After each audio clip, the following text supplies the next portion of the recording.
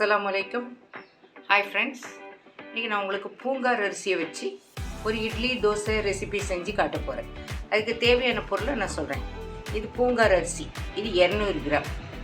இது 100 கிராம் பச்சரிசி, 100 கிராம் உளுந்து, 1 ஸ்பூன் வெந்தயம். இந்த பூங்கார் அரிசியில் எண்ணற்ற பயன்கள் பெண்களுக்கு அதிகமாக இருக்குது. மாதவிடாய் பிரச்சனைகள், பெண்கள் கருவுற்ற நாளையிலேருந்து சாப்பிட்டு வரும்போது இயற்கையான முறையில் நார்மல் டெலிவரி ஆகக்கூடிய வாய்ப்பு பெண்களுக்கு இருக்குது. பெண்கள் சம்மந்தப்பட்ட வெள்ளைப்படுதல் மற்ற பிற பெண்களுக்கு ஏற்படுற பிரச்சனைகளில் இருந்து இந்த அரிசி பாதுகாக்குது. இந்த அரிசியில் அவ்வளோ ஒரு பெனிஃபிட் இருக்குது. இப்போ இந்த பூங்கார் அரிசியோட இந்த பச்சரிசியை சேர்த்துருவோம், உளுந்தையும் சேர்த்துருவோம், வெந்தயத்தையும் சேர்த்துருவோம். எல்லா பொருளையுமே சேர்த்தாச்சு. இது ஒரு நல்ல 3 முறை கழுவி 4 மணி நேரம் தண்ணியில் ஊற வைக்கணும்.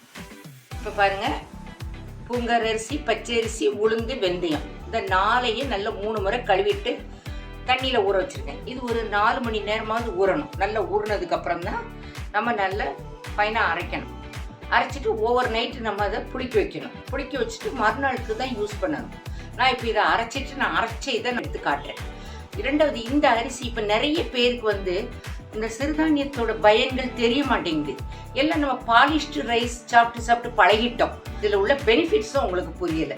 இதெல்லாம் மற்ற எல்லாருக்கும் தெரியணும். இந்த அரிசியிலேயும் இவ்வளோ சத்துக்கள் இருக்குது. குறிப்பாக பெண்கள் வீட்டு வேலை செய்கிறாங்க, அவங்களுக்கு எல்லா வகையான பிரச்சனையும் இருக்கும், வெளியிலையும் வேலை செய்கிறாங்க. அப்படிப்பட்ட பெண்களுக்கு உடல் வலி, முதுகு வலி, மாதவிடாய் பிரச்சனைகள், இது எல்லாத்துக்குமே ஒரு சிறந்த அரிசி இந்த அரிசியை வாரம் ஒரு முறையாவது செஞ்சு நீங்கள் இட்லியோ தோசையோ நீங்கள் அதை செஞ்சு சாப்பிடுவாங்க. இதுலேயே இன்னும் நல்ல வெரைட்டிஸ் செய்யலாம். இந்த அரிசி நம்ம ஒரு 4 மணி நேரம் ஊற வைக்க போகிறோம். இப்போ நம்ம பூங்கார் அரிசி ஊறப்பட்டோம்ல, பூங்கார் அரிசி, பச்சரிசி, உளுந்து, வெந்தயம் அது நல்ல ஒரு 4 மணி நேரம் ஊற போட்டோம். நல்லா ஊறிடுச்சு. இப்போ இதை நான் அரைச்சி உங்களுக்கு காட்டுறேன். ஃப்ரெண்ட்ஸ், இப்போ பாருங்கள், இது கொஞ்சம் அரைச்சிருக்கேன். இப்போ இந்த ஸ்டேஜில் இதிலே உப்பை போட்டு இன்னும் ஒரு ட்ரிப்பு பிளெண்ட் பண்ணி எடுத்துகிட்டு வந்துக்கலாம். ஃப்ரெண்ட்ஸ், இங்கே பாருங்கள், நான் அரைச்சி எடுத்துகிட்டு வச்சுட்டேன். இப்போ இது ஒரு 8 மணி நேரம் புளிக்கட்டும். நம்ம எப்படி இட்லி தோசைக்கு நம்ம இட்லி மாவு புளிக்க வைக்கிறோமோ அதே அளவில் தான் புளிக்க வைக்கணும். நான் இதை நல்ல 8 மணி நேரம் புளிக்க வச்சுட்டு உங்களுக்கு காட்டுறேன்.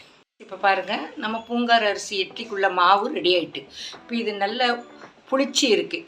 இப்போ இதில் நான் உங்களுக்கு இட்லி ஊற்றி காட்டுறேன். பாருங்கள் ஃப்ரெண்ட்ஸ், நான் இப்போ இட்லி தட்டில் நம்ம புளிக்க வச்ச மாவை இட்லி ஊற்றியிருக்கேன். இது ஒரு 5லேருந்து 7 நிமிஷம் வேகட்டும். வெந்ததுக்கப்புறம் நான் எடுத்து காட்டேன்.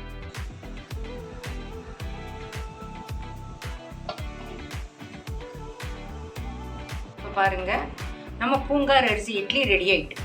இந்த அரிசி வெள்ளை அரிசியில் செஞ்ச இட்லி மாதிரி நம்ம சாதாரண நார்மல் இட்லி மாதிரி இருக்காது. ஆனால் இந்த கலரை வச்சு நீங்கள் யாரும் அதை லேசாக எடை போட்டுறக்கூடாது. ஏன்னா இதுகளில் ஏகப்பட்ட சத்துக்கள் நிறைஞ்சி இருக்குது. இது இந்த மாப்பிள்ளை சம்பா அரிசி, கவுனி அரிசி, அதை மாதிரி பூங்கார் அரிசி. நீங்கள் இந்த இட்லியை வீட்டில் ட்ரை பண்ணி பாருங்கள். நல்ல டேஸ்ட்டாக இருக்கும்.